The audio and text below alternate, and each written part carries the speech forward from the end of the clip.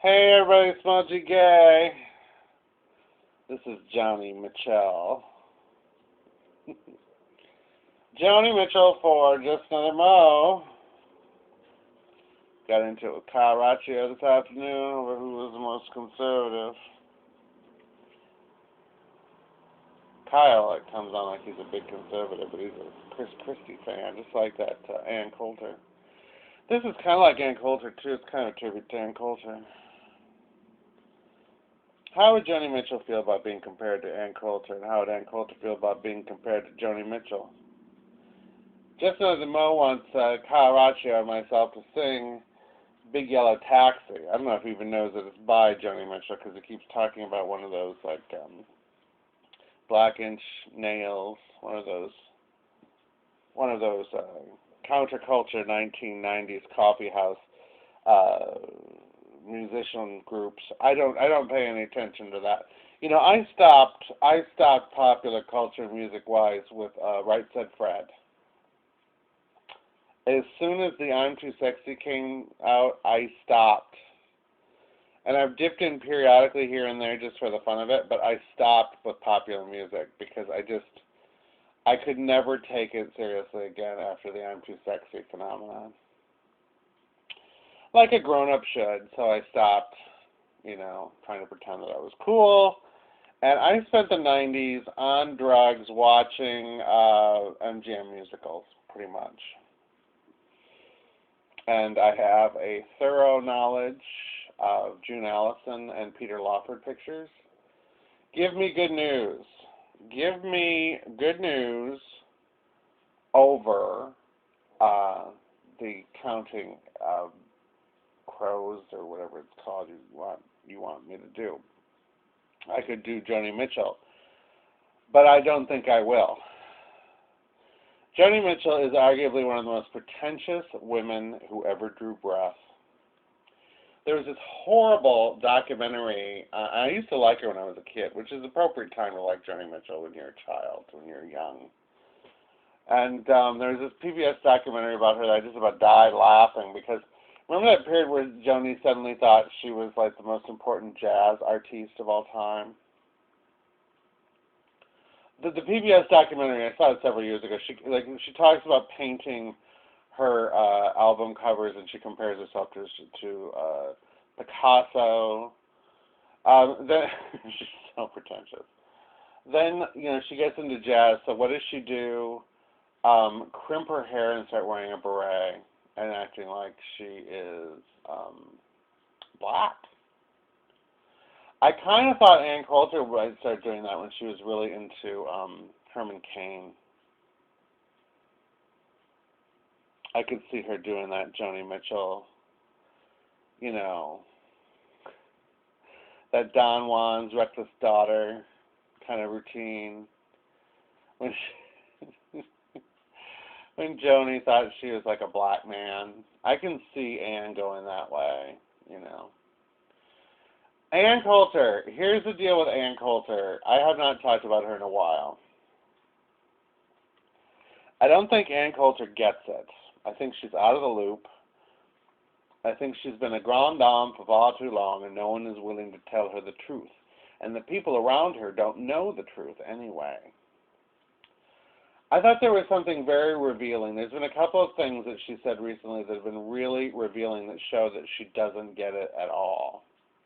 When Andrew Breitbart died, she talked about the amusing little things that Andrew would do when he was Matt Drudge's assistant, and how he'd do these crazy things, like he'd find a picture of Monkey Boy, and put it up on Drudge Report, and then 2 minutes later, sure enough, CNN would be reporting on Monkey Boy. Like, that happened once. And you could also tell that that's how Ann Coulter saw Andrew Breitbart, and that he never changed in her mind from that Andrew Breitbart when he was just starting out as Matt Drudge's assistant. That's how she met him, and that's how she saw him to the bitter end. And to further my theory that Ann is hopelessly out of the loop and that she doesn't understand Breitbart, she was warning people today not to do the victim thing about, of course, any excuse to bash Palin, she's always there. But the whole thing about defending Palin, And Bill Maher, of course, she'll be on Bill Maher's side. And, in the face of this all of this nonsense about Rush Limbaugh and the Slutgate and everything, like don't be like them. They're pussies. We're not pussies, and so she has to do the shock word too, and it's kind of like, oh, great, Anne. Very 90s, very express yourself. Now here's the deal, Anne. You obviously don't know Breitbart, or you would know that we are using the left's impossible standard, their ever-changing standard, against them, which is an Alinsky tactic, a critical theory tactic, that we are turning on the right. Now, some of Palin supporters are feminists, and they do believe it. But for those of us who are going about it in the Breitbart school, of course, all people should be treated nicely, blah, blah, blah, blah, in a perfect world. In a free world, though, no. But that's what's going on. That's what the whole Breitbart thing is about. It's about showing how racist Al Sharpton is. I kind of feel like I shouldn't even have to bother saying this because it's so blatantly obvious. And anyone who's read Breitbart's book would know this, and I can only assume that Anne hasn't. But that's what's going on behind the Breitbart phenomenon, and she really ought to catch up because you got, thousands and thousands of people who are, emulating Andrew Breitbart. So you might want to catch up to speed on what that's about, old lady. So whatever. Be that as it may. Skinny jeans. I should have talked about this with Kyle on our last show.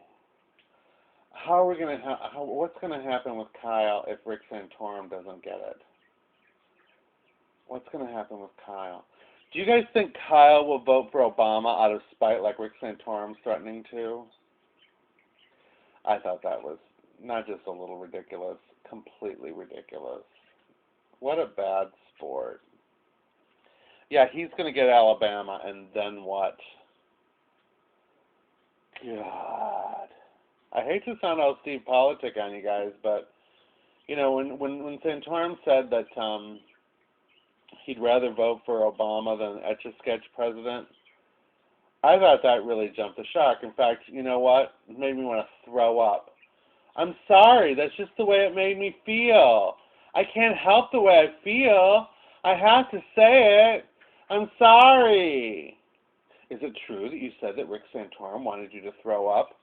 Well, I don't know. I just had to take one for the team. God. How about Rick Santorum, a gay guy, 2 lesbians, and a dog as president, huh?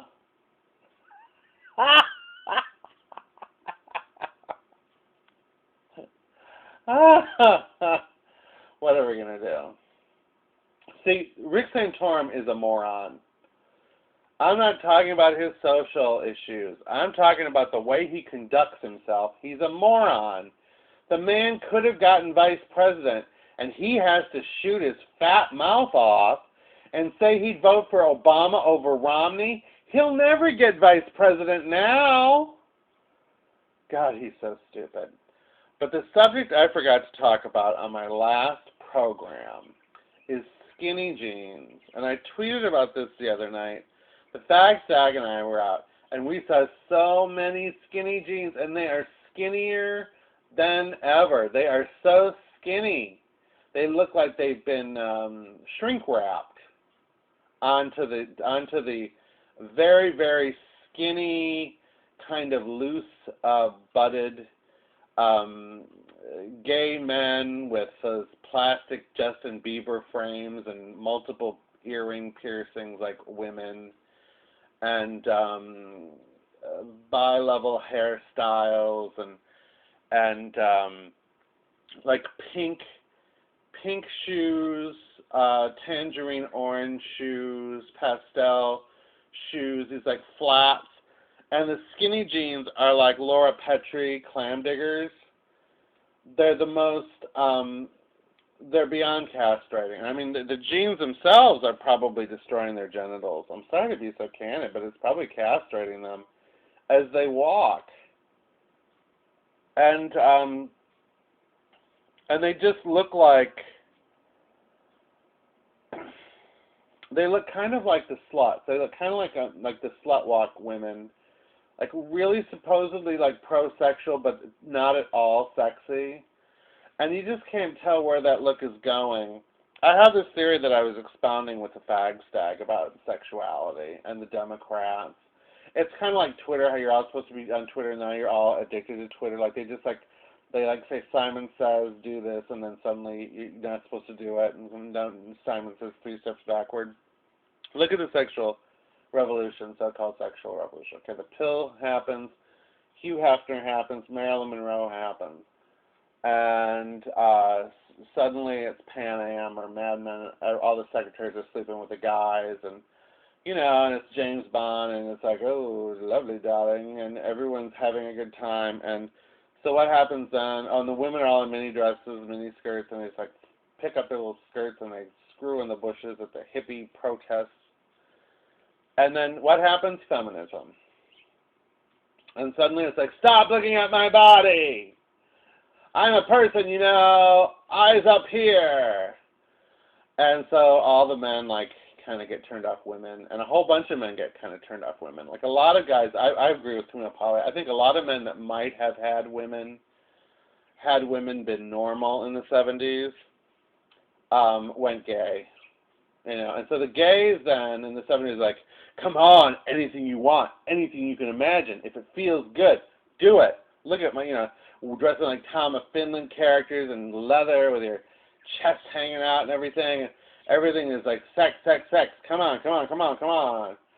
Like what's next for that? Is it like, don't look at my body? I mean, it seems like that's what's happening with the skinny jean phenomenon. Like they are neutering gay men, and they're neutering male sexuality all over again. That's what I think.